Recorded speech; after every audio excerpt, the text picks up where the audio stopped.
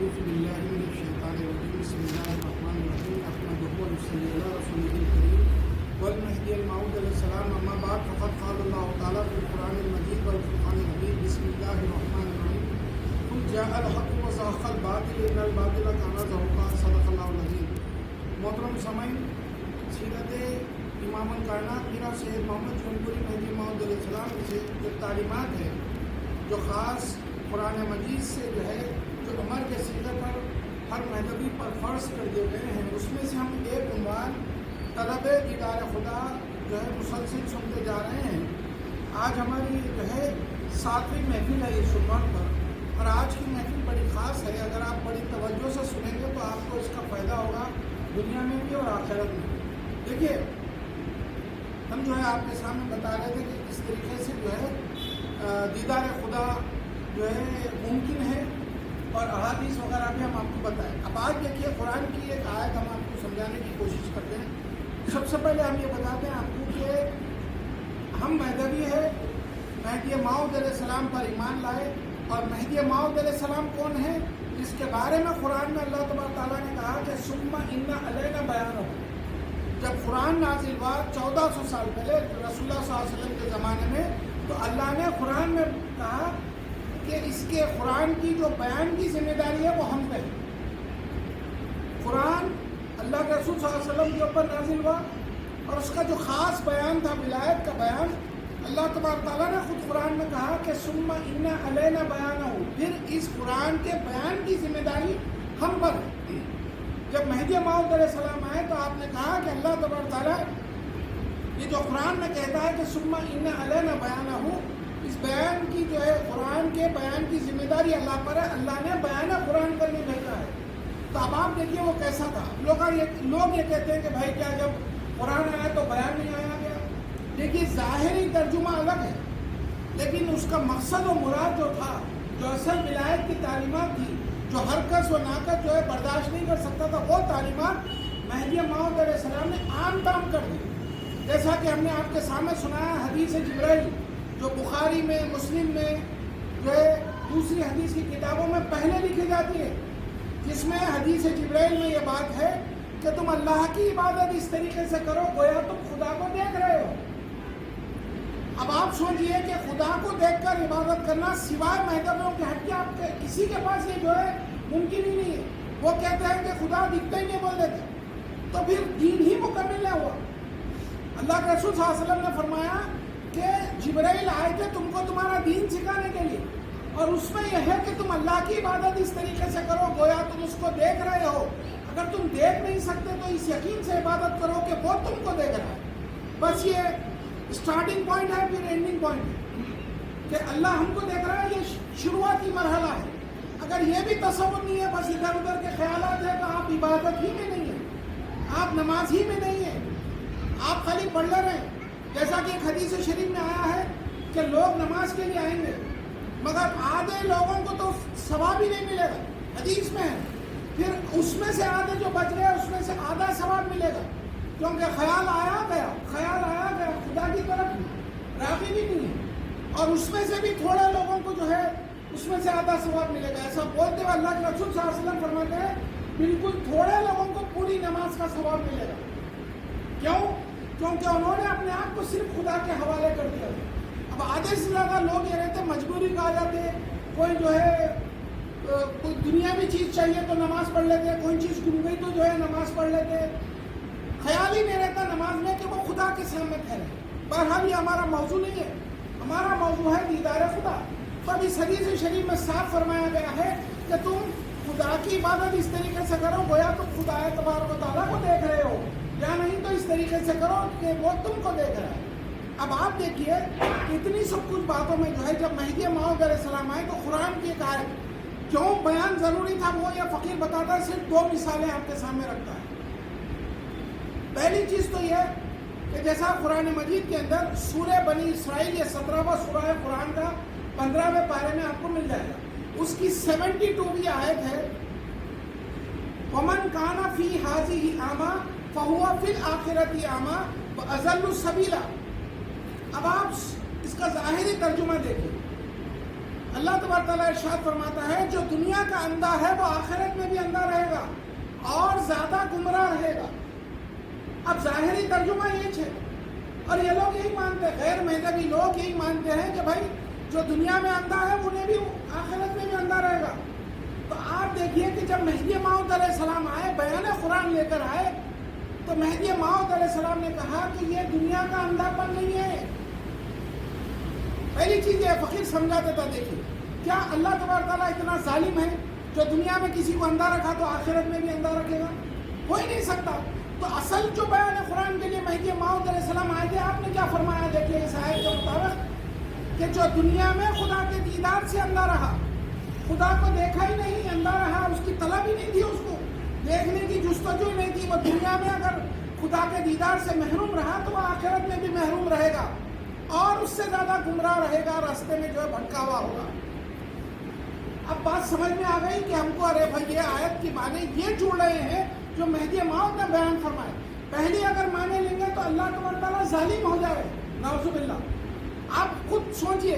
اور غیر مذہبیوں میں پورا میں یہ آیت لکھی ہوئی اور یہی ترجمہ ہے کہ جو دنیا کا اندھا ہے وہ آخرت میں بھی اندھا ہوگا.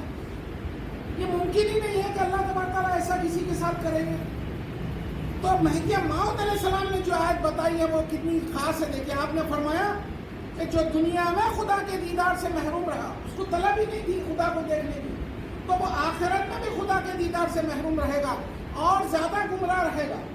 اس کا مطلب یہ ہے کہ دنیا میں خدا کو دیکھنے کا جو راستہ ہے، جو انعام و کرام کا راستہ ہے خدا کے دیدار کا، اس کو جستجو نہیں تھی.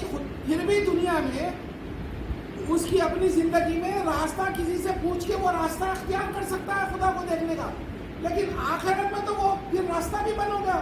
اسی واسطے اللہ کہتا ہے کہ اور زیادہ گمراہ ہو گیا، خدا کا دیدار اس کو ہوگا ہی نہیں. تو پھر جو ہے ہم کو سمجھنا چاہیے کہ مہدی موعود علیہ السلام نے اب اس آیت میں جو بیان فرمایا اس میں اب ہم راستہ کا لفظ اللہ نے کہا تو اضل السبیل، سبیل یعنی راستہ. اب آپ اس کی دیکھیے قرآن سے قرآن کی اگر تشریح ہو گئی تو اس سے بہترین تفسیر کوئی ہو بھی نہیں سکتی. اب ہم قرآن سے قرآن کو سمجھنے کی کوشش کرتے ہیں. یہ بڑی خاص محفل ہے. دیکھیے سمجھنے کی کوشش کیجیے. زندگی کا مقصد اگر معلوم ہو گیا تو آپ دنیا میں بھی کامیاب، آخرت میں بھی کامیاب. چونکہ یہاں نوجوان بچے بیٹھے ہیں تو یہ فقیر یہ عرض کرنا چاہتا ہے ہم سورہ فاتحہ پڑھتے ہیں، ہر نماز میں پڑھتے ہیں، چلتے پھرتے اٹھتے بیٹھتے جو ہے، کیونکہ وہ ام القرآن ہے اور ام الشفا ہے. اللہ کے رسول صلی اللہ علیہ وسلم نے فرمایا کہ شفاؤں کی ماں ہے سورہ فاتحہ، اور ہر رکعت میں ہم پڑھتے ہیں یہ اللہ اور اس کے رسول کے حکم سے. تو اب آپ اس قرآن کی جو ہے سورہ فاتحہ جو پہلا سورہ ہے اس کو جو ہے دیکھیے. پہلے ہم کیا پڑھتے ہیں؟ تعوذ اور تسمیہ پڑھتے نماز میں، اعوذ باللہ من الشیطان الرجیم بسم اللہ الرحمن الرحیم. تعوذ پڑھنے کے بعد کیا ہے؟ تعوذ کیا ہے؟ اللہ کی پناہ میں آ جائے. پھر بسم اللہ الرحمن الرحیم اللہ کے نام سے شروع کر رہے ہیں. پھر یہ کہہ رہے ہیں کہ اللہ تبارک تعالیٰ کی تمام تعریفیں اللہ کے لیے جو عالمین کا رب ہے، جو رحمان اور رحیم ہے اور یوم جزا کا مالک ہے. تو پھر اللہ کی حمد ہو گئی. پھر یہاں پر اس کے رحمان اور رحیم ہونے کی صفت کو بیان کر رہے ہیں. پھر اس کے بعد یوم آخرت میں وہ مالک ہے، اسی کا جو ہے جو بھی جو ہے اس دن جو ہے وہ حساب و کتاب کرے گا، لوگوں سے پوچھے گا، اس کا وہ مالک ہے بول رہے ہیں. اب اس کے بعد کہہ رہے ہیں کہ جو ہے یا اللہ ہم تیری ہی عبادت کرتے ہیں اور تجھی سے مدد مانگتے ہیں. مالک یوم الدین ایاک نعبد و ایاک نستعین، ہم تیری ہی عبادت کرتے ہیں اور تجھی سے مدد مانگتے ہیں. اگر ہم کو کچھ بھی چاہیے، لکڑی پانی نمک بھی چاہیے تو ہم تجھی سے مانگتے ہیں، تو ہی دینے والا ہے. یہ سب دعائیں کرو. اب اللہ کی تعریف کرے، پھر اس کو جو ہے بولے کہ یا اللہ جو تو نے ایمان دیا ہے ہم تیرے جو ہے اس حساب سے ایسے تجھ سے ہی مانگتے ہیں. اس کے بعد کی جو خاص دعا ہے دیکھیے، اہدنا الصراط المستقیم صراط الذین انعمت علیہم. اللہ کے رسول صلی اللہ علیہ وسلم فرماتے ہیں اپنی دعا میں یہ ہمیشہ شامل رکھو، اہدنا الصراط المستقیم صراط الذین انعمت علیہم. جب بھی آپ سجدے میں دعا کریں یہ کرنا ہے. اللہ کے رسول صلی اللہ علیہ وسلم نے کیوں فرمایا؟ اس کا کیا ترجمہ ہے دیکھیے. چلا ہم کو صراط مستقیم کے راستے پر، ان لوگوں کے راستے پر جس پر تو نے انعام کیا ہے. تو اب یہاں پر بھی راستہ کا لفظ ہے اور وہاں پر بھی اللہ نے کیا کہا کہ جو دنیا میں اندھا ہے وہ آخرت میں بھی اندھا ہے اور زیادہ راستے سے بھٹکا ہوا. اب یہاں پر کیا فرما رہے ہیں سورہ فاطمہ کہ یا اللہ چلا ہم کو ایسا راستہ جس پر تو نے انعام کیا ہے. تیرا جو ہے صراط مستقیم کا راستہ کون سا ہے؟ دیدار خدا کا راستہ ہے. اور جن پر تو نے انعام کیا ہے، جن کو تو نے دیدار خدا کرایا ہے، اس راستے پہ ہم کو چلا فرما ہے. تو جو دعا ہم کر رہے ہیں وہ دیدار خدا کی ہے. جتنا ہو سکے دیکھیے اپنی ہر عمل کو جو ہے دیدار خدا کے لیے صرف کریں. آپ کھانا بھی کھا رہے ہیں تو یہ سوچیے کہ میں یہ کھانا کھانے سے اللہ میرے کو اپنا دیدار کرا دے، تو وہ کھانا کھانا بھی نعمت بن جاتا ہے اور اس کو نیکیوں میں لکھا جائے گا. کیوں؟ دنیا میں آپ آئے ہی کس واسطے ہیں؟ خدا کا دیدار کرنے کے لیے. کیونکہ ابن کثیر، شیخ محی الدین ابن عربی کیا فرماتے ہیں دیکھیے، تفسیر ابن کثیر میں جو ہے انہوں نے بڑی خاص بات کہی ہے. انہوں نے کہا ہے کہ جب تم دنیا میں خدا کو نہیں دیکھے تو پھر آخرت میں کیسا پہچانیں گے کہ یہ خدا ہے؟ جبکہ مہدی موعود علیہ السلام اور اللہ کے رسول صلی اللہ علیہ وسلم کی حدیثوں کو پڑھیے. اللہ کے رسول صلی اللہ علیہ وسلم فرماتے ہیں کہ مومن کو خدا کا دیدار کرے جب تک چین پڑتا ہی نہیں. وہ دیدار خدا میں جو ہے زندگی گزارتا ہے، اس کے معنی یہ نکلتے. اور مہدی موعود علیہ السلام کیا فرماتے ہیں؟ اللہ تبارک تعالیٰ طالب کے سامنے سے جائے گا کہاں؟ مگر طالب ہونا چاہیے، اس کو دیکھنے کا والا، طلب کرنے والا ہوگا. اب ایک خاص بات دیکھیے، قرآن مجید میں اللہ تبارک تعالیٰ نے کہا اللہ نور السماوات والارض، اللہ آسمان و زمین کا نور ہے، ہر جگہ وہ موجود ہے، پوری طاقت اور قوت کے ساتھ وہ ہر جگہ موجود ہے. یہاں تک کہ سورہ قاف کے اندر جو 16ویں آیت ہے اللہ تبارک تعالیٰ ارشاد فرما رہے ہیں وَنَحْنُ أَقْرَبَ إِلَيْهِ مِنْ حَبْلِ الْوَرِيدِ، ہم تمہاری رگے جان سے بھی زیادہ قریب ہے. جو آپ کی شارک ہے، جبینل وائن جو ہے آپ کی، جو انسان اگر وہ کٹ جائے تو انسان مر جائے گا. لوگ یہ سمجھتے ہیں کہ وہ ہماری جان یہاں پر ہے، لیکن اللہ تبارک تعالیٰ تو کہہ رہا ہے کہ اس سے بھی زیادہ قریب تو میں ہوں. تو معلوم یہ ہوا کہ اندر بھی میں ہوں، باہر بھی میں ہوں، اللہ ہی اللہ ہے ہر طرف. اور مہدی موعود علیہ السلام فرماتے ہیں کہ خدا تبارک تعالیٰ طالب کے سامنے سے جائے گا کہاں؟ مگر طالب ہونا چاہیے، اس کو دیکھنے کی طلب ہونا چاہیے. دیکھیے پہلی جو حدیث شریف ہے، حدیث قدسی ہے، اللہ کی بات ہے اور زبان رسول اللہ صلی اللہ علیہ وسلم کی. کنتو کنزا مخفیا فاحببت ان اعرف به فخلقت نور محمد. اللہ تبارک تعالیٰ فرما رہے ہیں کہ میں ایک چھپا ہوا خزانہ تھا، میں نے چاہا کہ پہچانا نہ ہو. اللہ نے اپنے آپ کو پہچاننے کے لیے نور محمد کو پیدا کیا. پھر نور محمد سے ساری کائنات جو ہے پیدا ہو گئی، نور محمد سے. تو اللہ پہچان کے لیے دنیا بنایا. اب پہچانا کب جائے گا کوئی بھی انسان یا جو ہے کوئی بھی چیز؟ اب خالق اپنے آپ کو پہچاننے کے لیے دنیا بنایا تو در حقیقت اس کو دیکھیں گے تو وہ پہچان میں آئے گا. اس کے نور کو دیکھیں گے تو آپ پہچانیں گے. تو وہ جستجو نہیں ہے تو آپ اس جو ہے لائن میں نہیں ہے.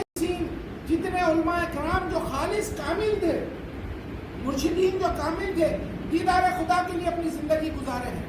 تو ہم دعا بھی جو کرتے ہیں وہ دیدار خدا کے لیے، مگر ہمارے معنوں سے ہٹ کے دوسرے لوگ کچھ اور معنی نکال لیتے ہیں. ہمارا جو مقصد ہے ہم وہ قرآن میں ڈھونڈتے ہیں کہ دیدار خدا کہاں ہے.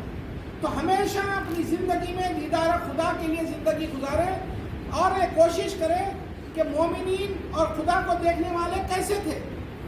آپ کے سامنے ایک آدمی ہے جو بڑا محل اس نے دنیا میں کمایا، بڑی گاڑیاں ہیں اس کے پاس اور شہرت ہے صبح، اس کی زندگی کو دیکھیں مگر کیا وہ خدا کی طرف راغب ہے؟ کیا اس کا مقصد دیدار خدا ہے؟ اگر نہیں ہے تو اس زندگی کی طرف مت جائیے. آپ یہ مت سوچئے کہ وہ دنیا کا کامیاب انسان ہے. ہمارے بزرگوں نے، سلف الصالحین نے، خاتمین یعنی مہدی موعود اور رسول اللہ صلی اللہ علیہ وسلم اور قرآن کی تعلیمات یہی ہے کہ کامیاب زندگی وہ ہے جو خدا کو دیکھنے والی زندگی ہے. تو پھر اگر کوئی انسان دنیا میں جو ہے کامیاب ہونا چاہتا ہے اور آخرت میں کامیاب، دونوں جگہ کامیاب ہونا چاہتا ہے تو وہ راستہ ہے خدا کے دیدار کا راستہ. اگر آپ صرف دنیا دار کو دیکھ کے یہ سوچیں گے چلو میں بھی جو ہے یہ ایسا بن جاؤں گا، تو پھر آپ کو آخرت نہیں ملنے والی.